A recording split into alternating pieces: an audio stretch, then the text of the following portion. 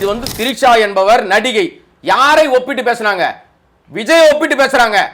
அப்ப விஜய் எதிர்வினை ஆற்றணுமா வேணாமா? என்ன குரல் கொடுத்துருக்காரு மக்களுக்கு சொல்லுங்க பார்க்கலாம். ஒரு நாலு சொல்லுங்க பார்க்கலாம். என்ன சார் குரல் கொடுக்கல? என்ன கொடுத்திருக்காரு? 2 ஆண்டு காலத்துல என்ன கொடுத்திருக்காரு? திமுகவை சொரிஞ்சு விடுற வேலையை தவிர வேற என்ன பண்ணிருக்காரு? இது வந்து சொல்ற குற்றச்சாட்டுகள் பொய்யானதா? ஒண்ணுமே இல்லையா? ஆதாரம் எங்க இருக்கு? எதுவுமே இல்லையே. ஈடி எப்படி சார் ஆதாரம் இல்ல? ஈடி சொல்றதெல்லாம் நம்ப முடியாது. ஈடி செருப்படி வாங்கி இருக்கு நீதிமன்றத்தில், தெரியுமா உங்களுக்கு?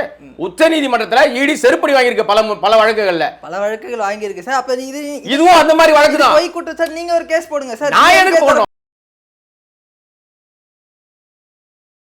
அடிப்படையில் அறிவு இருந்து பேசுறாரா விஜய்? அவருக்கு அறிவுங்க ஒண்ணுங்க. தற்குறி உங்களுடைய தலைவருங்க அவரே ஒரு தற்குறி. பலமுறை சொல்லி இருக்கிறோம். செத்து போனவன் விட்டு ஓடி போய் ஒளிஞ்சவர் 2 மாசம் ஆளே காணோம்.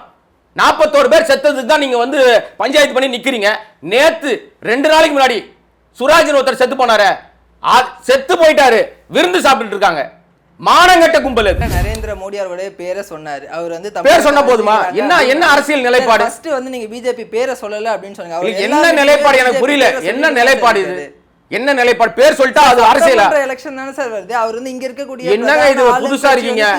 நீங்க விஜய் ஆதரவாளரா? எனக்கு தெரியல சார். நான் நேர்மையா தான் சார் பேசிட்டு இருக்கேன். இல்லையா? அப்ப நீங்க பேசுறது கூட விஜய் ஆதரவாளர் மாதிரியே இருக்கமா சார்? அப்ப நீங்க கூட சார் திமுக ஆதரவா பேசுறீங்க. ஒரு ஆள்ட்ட பொருள் புழக்கத்தினால உடனே அங்க சொல்லி ஆரம்பிச்சிருவானுங்க. சார் செத்தவனுக்கு பதில் சொல்லுங்க மிஸ்டர் தம்பிக்கு பாருங்க. செத்தவனுக்கு பதில் சொல்லுங்க. ஓடி போய் ஒளிஞ்சவனுக்கு பதில் சொல்ல முடியாது. ஓடி போய் ஒளிஞ்சவன் கேள்விக்கெல்லாம் பதில் சொல்ல முடியாது. 12 to 3 பெர்மிஷன் கொடுத்தாங்க. யார் கேட்டது? இல்ல பெர்மிஷன் யார் கேட்டது? அவங்க அந்த டைமிங் கேட்கல சார். அவங்க தெரியுமா? ஆதாரம் காட்டா? ஆதாரம் காட்டா? காட்டுங்க சார். தம்பி நெறியாளரா இருக்கும்போது சில விஷயங்களை தெளிவா பார்த்துட்டு வாங்க. 3 மணி 12 மணில இருந்து இருங்க. நான் ஆதாரம் தரேன் தம்பி. நான் ஆதாரம் கொடுக்குறேம்மா. அந்த ஆதாரத்தில் இதை நீ வைக்கணும். நீ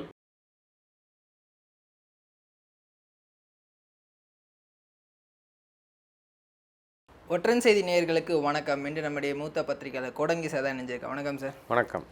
நடிகை திரிஷா குறித்து நைனா நாகேந்திரன் பேசின பேச்சு ஒரு மிகப்பெரிய கண்டனத்தை ஏற்படுத்தி இருக்கு சார். நிறைய தலைவர்களாக அதை குறித்து பேசிட்டு இருக்காங்க. இன்னைக்கு வந்து திரிஷா அவர்கள் தன்னுடைய வழக்கறிஞர் மூலமா ஒரு கண்டனத்தை தெரிவிச்சிருக்காங்க. அரசு துறையில் முக்கிய பொறுப்பில் இருக்கக்கூடிய ஒருத்தர் இந்த மாதிரியான பேசுறதை ஏற்றுக்க முடியாது அப்படின்ற விஷயத்த சொல்லியிருக்காங்க சார். எப்படி பார்க்குறீங்க? இல்லை, ஆக்சுவலாக இது வந்து கண்டிப்பாக கண்டனத்துக்குரிய ஒரு விஷயம்தான். திரிஷா வந்து தாமதமான ஒரு கருத்தை சொல்லியிருந்தாலும் அவர்கள் பேச வேண்டிய நேரத்தில் பேசியிருக்காங்க. பட் இது முன்னாடியே அவங்க சொல்லியிருக்கணும். இந்த விமர்சனம் வந்து வந்த உடனே எல்லா அரசியல் கட்சி தலைவர்களும், பெரும்பாலான தலைவர்கள், இன்றைக்கு ஆளுங்கட்சியாக இருக்கிற திமுக உட்பட எல்லாருமே எதிர்வினை ஆற்றிட்டாங்க. தப்பு இப்படி பேசக்கூடாதுன்னு சொல்லிட்டாங்க. சோஷியல் மீடியாவில் பேசுகிற எங்களை போன்ற எல்லாருமே அதை வந்து எதிர்வினை ஆற்றியிருக்காங்க. இது வந்து காலங்காலமாக தமிழ்நாட்டு அரசியலில் நடக்கிற ஒரு கீழ்த்தரமான அசிங்க அரசியலை வந்து செய்பவர்கள் தொடர்ந்து பெண்களை இழிவாக பேசுவதும், குறிப்பாக நடிகைகளை இழிவாக பேசுவதும் தொடர்கதையாக நடந்துக்கிட்டே இருக்குது. எல்லா அரசியல் கட்சிகளும் இருந்துச்சு. அப்படி பெண்களை இழிவாக பேசினா உடனே கட்சியை விட்டு அவர்கள் மீது நடவடிக்கை எடுத்து நீக்கப்படுகிறார்கள். உதாரணத்துக்கு ராதாரவி எடுத்துக்கலாம். நீங்கள் அவர் வந்து நயன்தாரா குறித்து ஒரு சர்ச்சை கருத்தை வெளியிட்டார். உடனடியாக திமுக வந்து அவர் நீக்கப்பட்டார். அது மாதிரி நிறைய விஷயங்கள்லாம் தொடர்ந்து தொடர்கதையாக போயிட்டுருக்கு. இது வந்து ஒரு ஆரோக்கியமான அரசியலுக்கு அழகில்லை. இப்போ இவர்கள் பெண்களுக்கு பாதுகாப்பாக இருக்க நான் அப்படின்னு சொல்லுவது எந்த விதத்தில் நியாயம்னு தெரில. இப்போ இவர் பேசிட்டு எப்படி போய் பெண்கள்கிட்ட ஓட்டு கேட்பார்? அது அபத்தமாக இருக்குல்ல. இன்னொரு பெரிய கொடுமை என்னென்னா, யாரை குறித்து பேசினாரோ அவர் இது வரைக்கும் வாய் திறக்கவே இல்லை. வாய் மூடி மௌனியாக இருக்கார். விஜய் பேசியிருக்கணும், பேசவே இல்லை. ஏன் பேசாம இருக்காருன்னே தெரியல. ஒரு பொய்யான குற்றச்சாட்டுக்கு விஜய் அவர்கள் ஏன் பேசணும் அப்படின்னு பொய்யான குற்றச்சாட்டு தான் தம்பி. நான் என்ன சொல்ல வரேன், பொய்யான குற்றச்சாட்டு தான். நயினார் நாகேந்திரன் பேர் சொல்வதற்கு பயப்படுறீங்களா? அல்லது பாஜக தலைவர்ன்றனால பயப்படுறீங்களா? ஒன்றிய அரசாங்கத்தினுடைய அவர் பொறுப்புல இருக்காருன்னு பயப்படுறீங்களா? உங்களுக்கு என்ன பயம்? உங்களை வச்சு தானே பேசுறாரு. நீங்க வந்து நான் பெண்களுக்கு பாதுகாப்பா நிற்பேன். ஒரு நடிகை, அவங்க எத்தனை ஆண்டுகள் நடிகை, மூத்த நடிகை, அவங்க எத்தனையோ படங்கள்ல நடிச்சிருக்காங்க. தமிழ், தெலுங்கு, மலையாளம்னு ஏகப்பட்ட படங்கள் நடிச்சிருக்காங்க. உங்களை குறித்து தான் கமெண்ட் வருது. அந்த கமெண்ட்டுக்கு கூட எதிர்வினை ஆற்ற முடியலன்னா நீங்க எப்படி பொதுமக்களுக்கு பெண்களுக்கு என்ன பாதுகாப்பு பாக்குறீங்க? உங்களை குறித்து பேசுறவங்களுக்கே பதில் சொல்ல முடியல உங்களால. மக்களுக்கு தேவையான பிரச்சனைகளுக்கு அவர் தொடர்ந்து என்ன குரல் கொடுத்துறாரு மக்களுக்கு சொல்லுங்க பார்க்கலாம். ஒரு 4 சொல்லுங்க பார்க்கலாம். என்ன சார் குரல் கொடுக்கல? என்ன கொடுத்திருக்காரு? 2 ஆண்டு காலத்துல என்ன கொடுத்திருக்காரு? திமுகவை சொரிஞ்சு விடுற வேலையை தவிர வேற என்ன பண்ணிருக்காரு? இது வந்து சொல்ற குற்றச்சாட்டுகள் பொய்யானதா? ஒண்ணுமே இல்லையா? ஆதாரம் எங்க இருக்கு? எதுவுமே இல்லையே. கேஎன் நேரு மேல இடி வந்து ஒரு என்ன பண்ணாங்க? இன்னும் அதுக்கு எஃப்ஐஆர் போடலையே சார். டிஜிபி இல்லன்ற நீங்க போய் பேச வேண்டிய விஷயம் வந்து கேஎன் நேரு பத்தி நீங்க கொடுத்துட்டீங்களா? போய் நீங்க வழக்கு போடுங்க. திமுக அரசாங்கத்து பெட்டி பெட்டியாக போய் ஒரு நிமிஷம் தம்பி நான் சொல்லிடுறேன். திமுக அரசாங்கத்து மீது பெட்டி பெட்டியாக போய் புகார் கொடுத்தாரு அண்ணாமலை. யார்கிட்ட கொடுத்தாரு? கவர்னர்கிட்ட கொடுத்தாரு. அந்த புகார் என்ன ஆச்சு? நீங்க தேர்தல் நிற்கும் போது என்ன தாக்கல் பண்றாங்களோ அதெல்லாம் புகார்னு சொல்லிட்டு கொண்டு போய் கொடுத்தாரு. சொத்து வழக்கு பணத்தை சேர்த்தாங்கன்னு கொடுத்தாரு. நடவடிக்கை எடுத்தாங்களா? ஏன்னா அது ஏற்கனவே எல்லாரும் தெரிஞ்ச விஷயம்.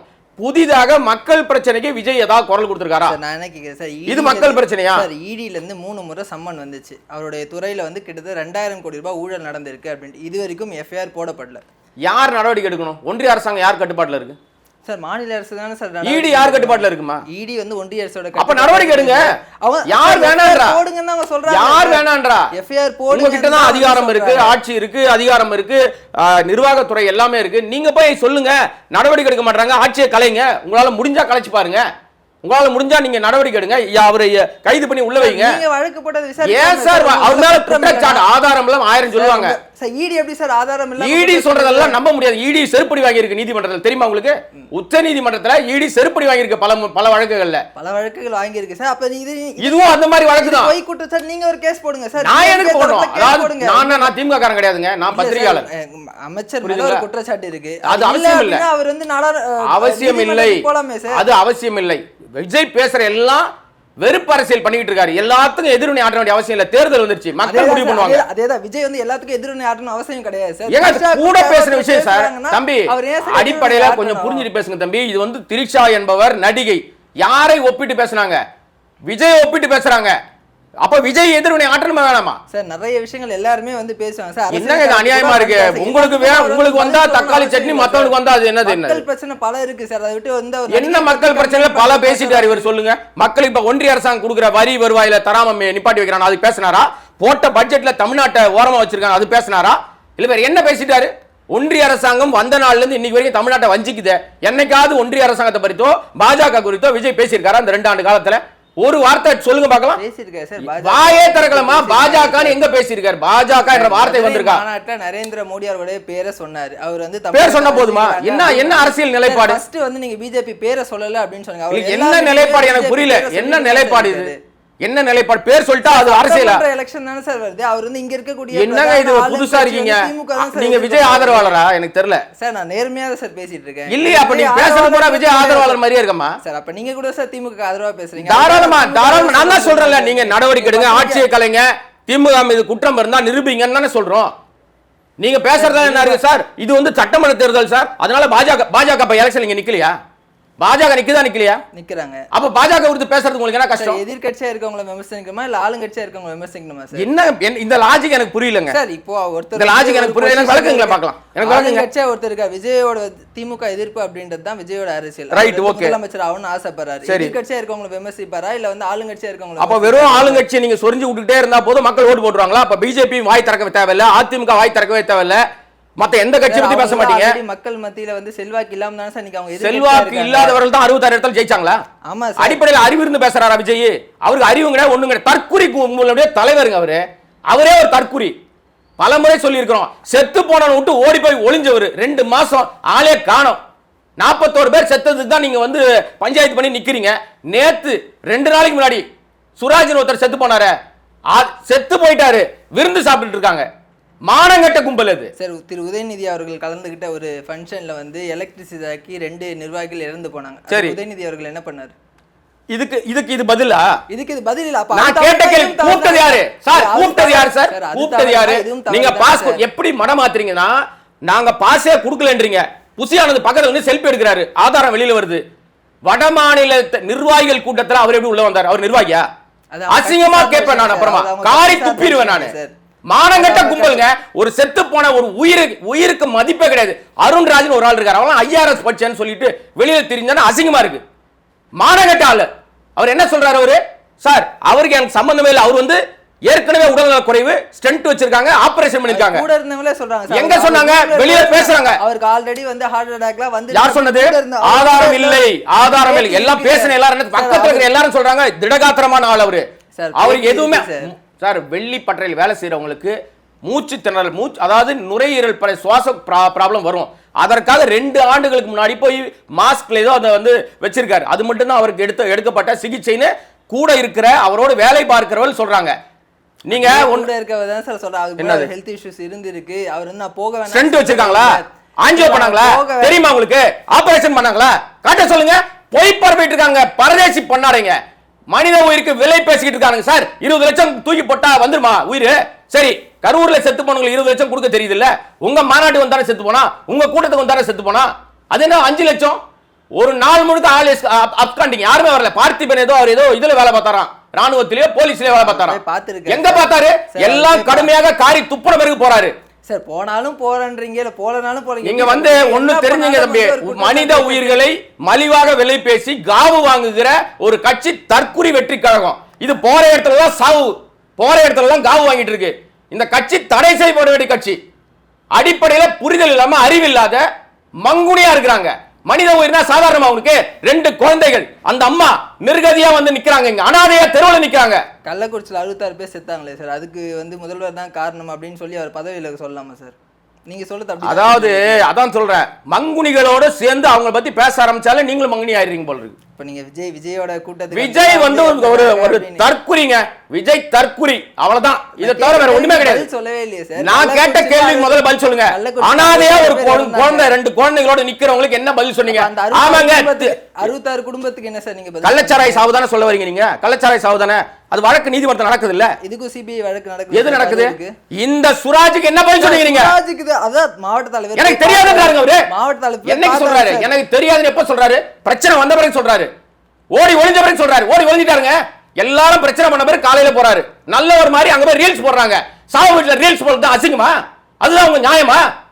அதான் நேர்மையான அரசியலா? அவர் போனாலும் அவர் ஏன் ரீல்ஸ் எதுக்கு சார் போடுறீங்க? போனாலும் வந்து மானகட்ட அரசியல் சார் அதுன்றீங்க. சாவு வீட்டுல போய் ரீல்ஸ் போடுறது அது வந்து அழகாது. அவர்கள் என்ன பண்ண ஊசி போட்டு சாவடிச்சாங்க ஒரு பொண்ணு பேசுது. உங்க கூட்டத்துக்கு வந்த பொண்ணு தானே அது? ஊசி போட்டு அந்த பொண்ணை சிபிஐல கூப்பிட்டு விசாரிக்க சொல்லுங்க. எப்படி ஊசி போட்டாங்கன்னா ஆதாரம் இல்லாம ஒரு சொல்லலாம் குற்றச்சாட்டு? அடிப்படையில் அறிவு வேணாம்.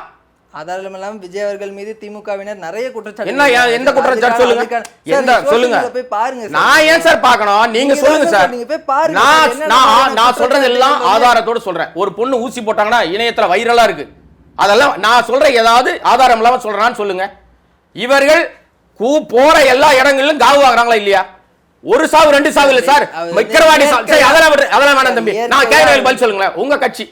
உங்க கட்சினா நீங்க இல்ல, நீங்க நெறியாளர். தாவேகாவில முதல் மாநாடு விக்கிரவாண்டி நடந்துச்சா? உங்களுடைய இளைஞரணியினுடைய மாவட்ட பொறுப்பாளராக இருந்த கலை ஆக்சிடென்ட்ல செத்து போனாரா? இன்னைக்கு வரைக்கும் அந்த குடும்பத்துக்கு ஒரு 10 பைசா கொடுக்கல, இரங்கல் தெரிவிக்கல, ஒரு புகைப்படம் திறக்கல. நீ எல்லாம் கட்சி தலைவனா? மானங்கட்டவன். இதோட வேற என்ன சொல்ல முடியும்? அந்த கட்சிக்கு நீ என்ன பண்ண? உன்னைதான் நம்பிந்தான். எத்தனை ஆண்டு காலம் உனக்காக போஸ்டர் ஓட்டினா, பேனர் அடிச்சிருப்பான், பாலாபிஷேகம் பண்ணிருப்பான். அந்த அம்மா வெளியில வந்து கதறாங்க, ஐயா 20 லட்சம் எல்லாருக்கும் கொடுத்தீங்களே, நாங்க நடுத்தரவில் நிக்கிறோமே. நான் சொல்லலப்பா. அந்த தாயாருடைய கதறல் எதுவுமே தெரியாம பனையூர் பங்களாலையும் நீலாங்கரை பங்களாலையும் ஒளிஞ்சுக்கிறாரு. போய் கேள்வி கேட்டா பார்க்க முடியல. யாரை பார்க்கிறார் அவர்? கட்சிக்காரங்களை பாக்குறாங்களா இல்ல நிர்வாகிகளை பாக்குறாங்களா? என்ன கட்சிக்குள்ள? அப்ப நீங்க பொது வாழ்க்கை வரீங்க. பொது வாழ்க்கை ஏன் சார் வரீங்க? பொதுவா எல்லா கட்சியிலும் எல்லா தலைவர்களையுமே எல்லா நிர்வாகிகள் பாக்குறாங்க. பார்க்க முடியுமா? எல்லா நிர்வாகிகள் பாக்குறாங்க. திரு ஸ்டாலின் அவர்களே யாரோனா பார்க்கலாமே. பரிவாளையும் போங்க. எனக்கு ஒரு அப்பாயின்ட்மென்ட் வாங்கி கொடுங்க சார். நீங்க பத்திரிகையாளரா போங்க சார், பார்க்கலாம் சார். பத்திரிகையாளர் பார்க்கலாம். நிர்வாகிகள் பாக்குறாங்களா? செங்கோட்டை எத்தனை முறை பாக்குறாரு? நான் திருப்பி கேக்குறேன். செங்கோட்டை 50 வருஷம் எங்க பார்த்தாங்க? மான மரியாதையே இல்லாம அவர் போன ஒரு அப்பாயின்ட்மென்ட் திருப்பி விட்டுருக்காங்க. நான் இந்த ஊடகத்தின் வாயிலா சொல்றேன்.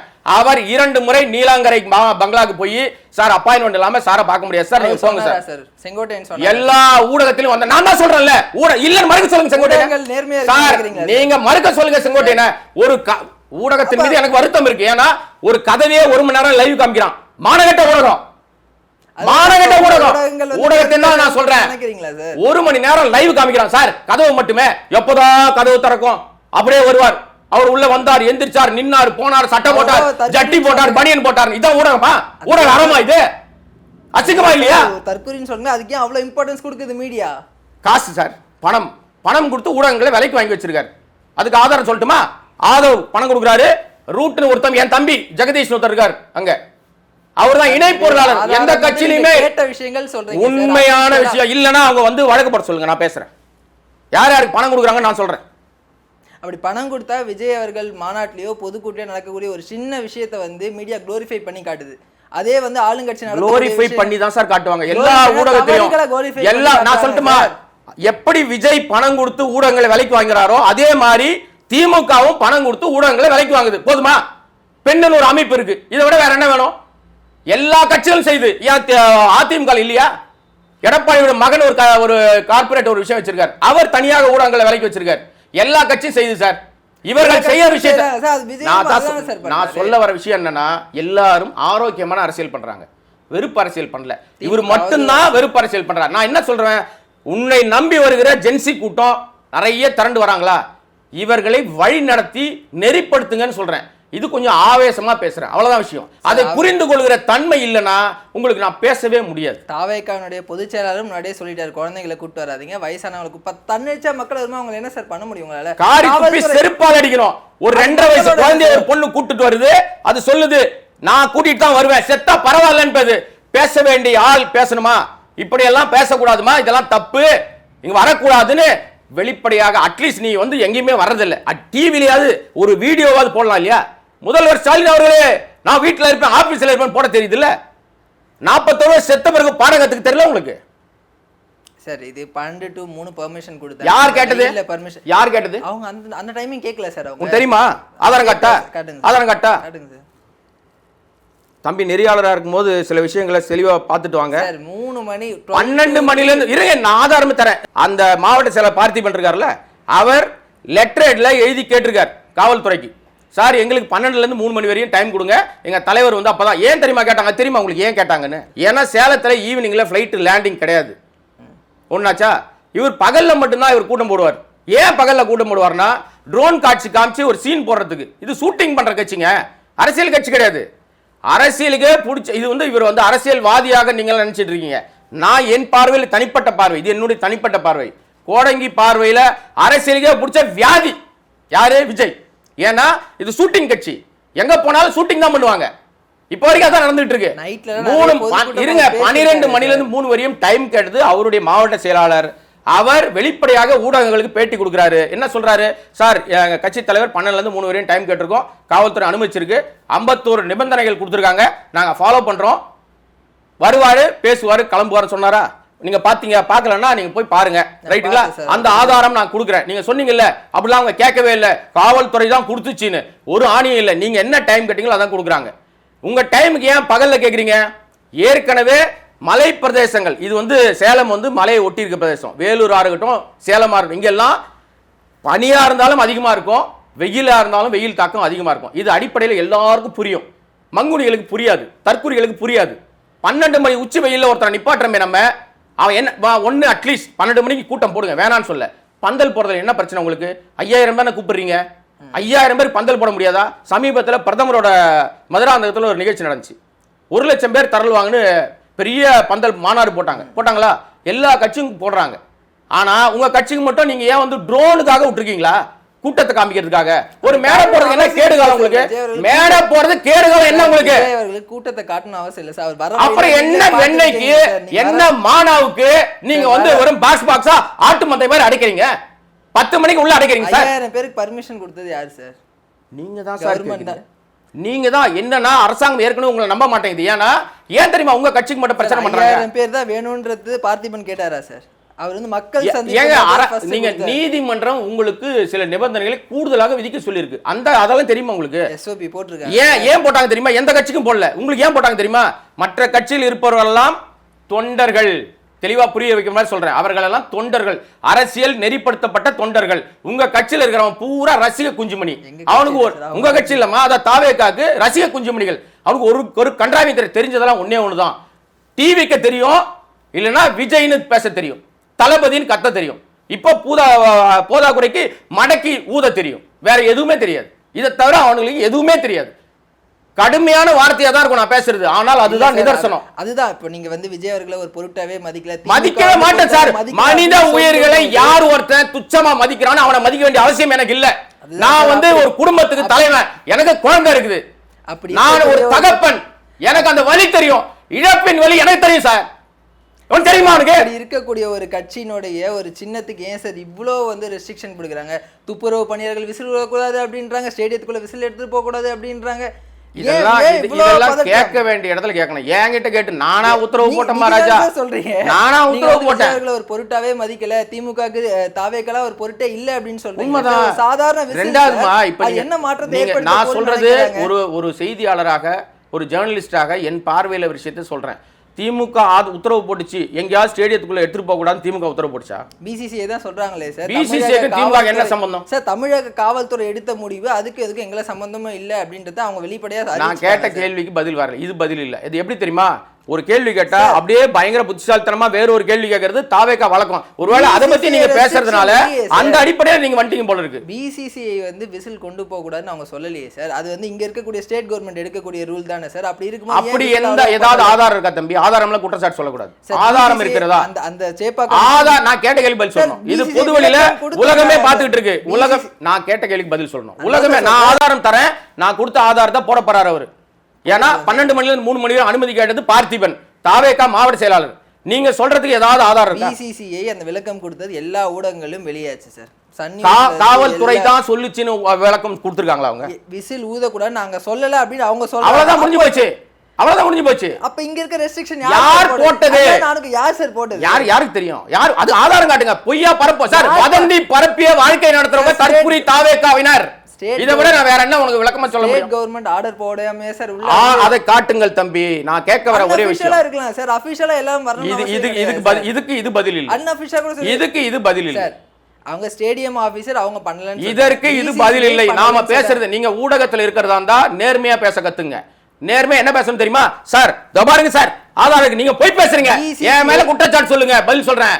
பிசிசி சொல்லுச்சுன்னா ஆதாரம் காட்டுங்க சார். எல்லா ஊடகத்துல இருக்கு, நீங்க போய் பாருங்க. அப்ப அரசாங்கம் சொன்னதுக்கு எங்க ஆதாரம்? அரசாங்கம் அபிஷியலா சொல்லல சார். அப்ப அது போய். ஆனா அங்க இருக்கக்கூடிய ரசிகர்கள் அது போய். அப்ப நீங்க வந்து தாவேகாவுடைய பி டீமா வேலை செய்றீங்க போல இருக்கு. நீங்க ஊடகத்தின் பெயர்ல தாவேகா தரப்புல விஜய் ரசிகனா இருக்கீங்க போல இருக்கு. அது தப்பு இல்ல. எனக்கு கூட விஜய் பிடிக்கும், நடிகராக விஜய் பிடிக்கும். அரசியலுக்கு பிடிச்ச வியாதியா விஜய் பிடிக்காது எனக்கு. இப்ப நம்ம இதுல வந்து இதை பார்த்து கொண்டிருக்கிற ஆடியன்ஸ், இதை பார்த்து கொண்ட மக்களுக்கு இந்த மடக்கு ஊதியினால எந்த பிரயோஜனம் இல்ல. உருப்படியா ஏதாவது கேள்விகளுக்கு பதில் சொல்றேன். இதனால எந்த பயனும் இல்ல. பொருட்டே இல்லன்றதுக்காக பொருட்டு இல்லதான். ஒரு சின்ன விசில் சார் பொருட்டு இல்லை. ஒரு சின்ன விசிலுக்கு ஏதோ ஊர்ல ஒரு துப்புரவு பண்ணி அதுக்கு ஆதாரம் இல்லாம பொய் குற்றச்சாட்டு சொல்றீங்க. வீடியோ வந்து ஆதாரம் இல்லாம பொய் குற்றச்சாட்டு சொல்றீங்க. எல்லாமே ஊடகத்துல இருக்கு சார். ஆதாரம் இல்லாத பொய் குற்றச்சாட்டு. நான் தான் சொல்றேன் ஊடகம் விலைக்கு போயிடுச்சுன்னு சொல்றேன். இதை விட வேற என்ன பண்ண முடியும்? ஒரு கதவே 2 மணி நேரம் காட்டுறான் சார். ஒரு கதவை 2 மணி நேரம் காட்டுறாங்க. 2 மணி நேரம் லைவ்ல காமிச்சிட்டு இருக்காங்க ஒரு ஊடகம், ஒரு மிகப்பெரிய ஊடகம், கோடி கோடியாக காசு வச்சிருக்க ஊடகம், ஏகப்பட்ட கல்வி நிறுவனம் வச்சிருக்க ஊடகம். ஏன்னா பயம். இதை விட நான் வெளிப்படையா பேச முடியாது. விஜய் மேல பயமா? யார் மேல பயம் சார்? அது நீங்க போய் கேளுங்க. ஊடகத்தான காட்டுச்சு. அந்த ஊடகத்துக்கிட்ட யார்கிட்டயாவது முடிஞ்சா நீங்க அந்த ஊடகத்துக்கிட்ட கேளுங்க. இல்ல சார், நீங்க ஒரு பத்திரிகை நான் எனக்கு அவசியம் இல்ல சார். நான் 2 மணி நேரம் யார் லைவ் காட்டினா அவங்கள போய் கேளுங்க. ஏன் காட்டுனீங்க 2 மணி நேரம்? கதவையே காமிச்சீங்களா? அறிவில்லையா உங்களுக்கு? கேளுங்க. நான் தான் சொல்றேன், நானும் ஊடகத்தை சார்ந்தவன் தான். அதுக்காக திட்ட நான் ஊடகத்தை தான் சேர்த்து திட்டேன். நான் எனக்கு வலி இருக்கு சார். உயிர்களை கொல்லுகிட்டே இருக்கானே, வெளியே வீட்டை விட்டு வெளியே வான்னு சொல்லிட்டு இருக்கோம், வெளியே வந்தாலே காவு வாங்குறாரு அப்படின்னு எனக்கு பதட்டம். உயிர்கள் மீது எனக்கு மரியாதை இருக்கிறது, மதிப்பு இருக்கிறது. உயிரையே துச்சமென மதிக்கிற ஒரு ஆள்கிட்ட பொருள் புழக்கத்தினால உடனே அங்க சொல்லி ஆரம்பிச்சிருவானுங்க. சார் செத்தவனுக்கு பதில் சொல்லுங்க மிஸ்டர் தம்பிக்கு பாருங்க, செத்தவனுக்கு பதில் சொல்லுங்க. ஓடி போய் ஒளிஞ்சவனுக்கு பதில் சொல்ல முடியாது. ஓடி போய் ஒளிஞ்சவன் கேட்கிற கேள்விக்கெல்லாம் பதில் சொல்ல முடியாது. முதல்ல ப்ரூவ் பண்ணுங்க, மக்கள் ஆதரவு ப்ரூவ் பண்ணுங்க. 1% ஓட்டு வாங்கி காட்டுங்க. முதல்ல எலெக்ஷன் வந்தாதான் சார் தெரியும். வந்த எலெக்ஷன் ஏன் நிக்க? சார் அது அவரோட இஷ்டம் சார். நீங்க என்னங்க இது எலெக்ஷன் வந்தா அவர் இஷ்டம்னுவீங்க, ஆணி புடுங்கற வேலையை நாங்க எப்ப வேணா செய்வோம்னுவீங்க சார். நான் தாவேகா நிர்வாகி கிடையாது சார். அப்புறம் அந்த மாதிரி தான பேசுறீங்க. அவங்க ஏன் நிக்கலன்றத நீங்க அவங்க கிட்ட தான் சார் கேட்கணும். அப்ப இந்த கேள்வி நீங்க போட கூடாது தம்பி. நீங்க போடுறீங்களே, நீங்க சொல்லல. ஆமாங்க, உங்களை ப்ரூவ் பண்ணுவதற்கு வாய்ப்பு வந்துச்சா இல்லையா? உங்களை ப்ரூவ் பண்றது எத்தனை வாய்ப்பு வந்துச்சு? கட்சி ஆரம்பிச்சு எத்தனை வருஷம் ஆகுது? நான் கேட்டேன். இல்லங்க, நான் கேட்கிற கேள்வி பதில் சொல்லுங்க. கட்சி ஆரம்பிச்சு எத்தனை வருஷம் ஆகுது? 2 வருஷம் ஆச்சு. 3வது ஆண்டுல இருக்காங்க. இந்த 2 ஆண்டு காலத்துல தமிழ்நாட்டுல எத்தனை தேர்தல் வந்துச்சு? இடைத்தேர்தல் வந்துச்சா? எம்பி தேர்தல் வந்துச்சா? உள்ளாட்சி தேர்தல் வந்துச்சா? ஏன் என்ன வெண்ணைக்கு எலெக்ஷன் நிக்கல? நீ ஒரு கட்சி தலைவரோட முடிவு சார். என்ன அநியாயமா இருக்குங்க இது? உங்க நேரா அது நீலாங்கரை பங்களா, பனையூர் பங்களால கார் ஏறினாருன்னா அப்படியே போய் செஞ்சார் கோட்ல இறங்கி ரூம் திறந்து போய் சிஎம் நாக்க உட்கார்ந்துவாரா? மக்கள் முடிவு பண்ணுவாங்க சார். மக்கள் முடிவு பண்ணுவாங்க. அதுதான் மக்கள் தான் 26ல செருப்பால் அடிக்க போறாங்க. நாம வெயிட் பண்ணிட்டு இருக்கோம். தெரியும். அதுக்கு முன்னாடி அவர் அவருன்னு சொல்றது உண்மையாக மக்கள் 26ல அதாவது தாவேகா உங்களன்னு நான் சொல்லிட்டு அப்புறம் நீங்க வருத்தப்பட கூடாது. தாவேகா சார்பாக யாரெல்லாம் பேசுறாங்களோ அவங்க எல்லாருக்கும் செருப்படி கன்ஃபார்ம். நீங்களும் இங்க தான் இருக்கீங்க. நான் அதே தான் சொல்றேன். அதைத்தான் சொல்றேன். நான் இப்போ சொல்றேன். இன்னொன்னு சொல்லட்டுமா உங்களுக்கு? விளக்கமா இன்னொன்னு சொல்லிடுறேன். திமுக இந்த 4 வருஷத்துல என்ன செஞ்சு கீழ்ச்சிச்சுன்னு கேக்குறாங்கல்ல, அது என்ன செஞ்சு கீழ்ச்சிதுன்றத தேர்தல் முடிவுக்கு பின்னாடி தெரியும். நானும் திமுக காரன் கிடையாது. ஓகே, புரிஞ்சுக்கிறீங்களா? மக்கள் தான் தீர்மானிக்கிற எஜமானர்கள். பிடிச்சா வாக்கு போட போறாங்க, பிடிக்கலன்னா செருப்பால் அடிச்சு துரத்த போறாங்க. எல்லா கட்சிக்கும் ஒண்ணுதான். இதுக்கு மேல இது நம்ம பேசி வளர்க்க வேணாம்னு நினைக்கிறேன். உங்களுக்கு நான் கேட்ட கேள்வி பதில் சொல்லிட்டேன், ஆதாரத்தையும் கொடுக்க போறேன். ரைட்டா? ஆதாரத்தை கொடுத்துட்டேன். அதுதான், அது ஓவர். நீங்க பிசிசி கேட்டதுக்குமான ஆதாரமே வந்து நீங்க கொடுக்கல தம்பி, அது பொய் ஆதாரம் சார். எல்லா ஊடகம் காட்டுறது பொய் அப்படின்னா யார் சொல்றது? ஊடகம் விலைக்கு போய் விட்டதுன்றதை நான் ஊடகத்தை சேர்ந்த நானே டிக்ளேர் பண்றேன். ஒருத்தர் இன்னொன்னு சொல்லட்டுமா உங்களுக்கு? ஊடகத்துல, அதுவும் காட்சி ஊடகத்துல ஒருத்தர் பேட்டி கொடுத்தாருன்னு எக்ஸ்க்ளூசிவ் போட்டு பேட்டி எடுத்தவரை பேட்டி எடுத்து பேட்டி ஒளிபரப்புகிற கேவலம் இந்த நாட்டில் தான் நடக்குது. அசிங்கம் இந்த தமிழ்நாட்டில் நடக்குது. அது செஞ்சது யார் தெரியுமா? விஜய் எக்ஸ்க்ளூசிவ் போட்டது மானகட்ட ஊடகம். போட்டிருக்காங்க. 5 மணி நேரம் பேசுறாங்களாம். எங்க ஒரு வீடியோ, ஒரு போட்டோ அசிங்கமா இல்ல? ஒரு ஊடகத்தை சந்திக்க கூட துப்பு இல்ல. எல்லா கட்சியும் பாக்குது சார். எடப்பாடி பாக்குறாரு, நயினார் பாக்குறாரு, அண்ணாமலை பாக்குறாரு, ஸ்டாலின் பாக்குறாரு, உதயநிதி பாக்குறாரு, இன்னும் அனைத்து கட்சி தலைவர்களும் பாக்குறாங்க, சீமான் உட்பட. எங்க அண்ணன் சீமான் அடிக்கடி நான் சொல்லுவேன். ஆனால் இந்த விஷயத்துல எங்க அண்ணன் சீமான் எவ்வளவு பெரிய ஆள் அப்படின்றது எந்த ரூல் புக்லயும் கிடையாது. என்னதுமா? என்ன ரூல்? மக்களையே சந்திக்க மாட்டாரு, ஊடகத்தை சந்திக்க மாட்டாரு, ஆணை புடுங்கவே மாட்டாரு. ஆனா போய் நேரா சிஎம் நாற்காலி உட்கார்ந்துருவாரு. ஏதாவது சொன்னீங்க வந்து ஊடகங்கள் எல்லாமே விலை போயிடுச்சு அப்படின்னு. உங்க சரி, உங்க பாணிக்கே வரேன். நீங்க கேக்குற பாணிக்கே இன்னொன்னு கடைசியாக இந்த கேள்விக்கு நானே பதில் சொல்றேன். என்னன்னா, ஊடக விலை, எல்லா ஊடக விலை போயிடுச்சுங்க. ஆனால் அவர் இப்ப அவர்கிட்ட இந்த சோசியல் மீடியால டாப்ல இன்னைக்கு வந்து தமிழ்நாட்டில் டாப்ல இருக்கிற ஒரு ஊடகம், அவர் என் நண்பர் தான். அவர் சமீபத்தில் தான் போய் வந்து அவர் வந்து விஜயை சந்தித்து அவர் கட்சியில் சேர்ந்துட்டார். அப்ப அந்த ஊடக விலைக்கு போக வாய்ப்பு இல்லை. ஒத்துக்கிறீங்களா? ஆமாவா இல்லையான்னு பதில் சொல்லுங்க. ஓகேவா? இருக்காது சார். ரைட்டா? அந்த ஊடகத்துக்கு கூட நீங்கள் ஏன் இதுவரை வாய் திறக்கவில்லை அப்படின்ற கேள்விக்கு யார் பதில் சொல்லுவா? திரு விஜய் தான் சார் பதில் சொல்லுவா. அப்ப அவர் சொல்லட்டும், சொன்ன பிறகு நான் பேசுறேன். சொன்ன பிறகு நான் பேசுறேன். பார்க்கலாம் சார் கொடுக்குறாரா இல்லையா அப்படின்ட்டு. தகவலுக்கு ரொம்ப நன்றி சார். வணக்கம்.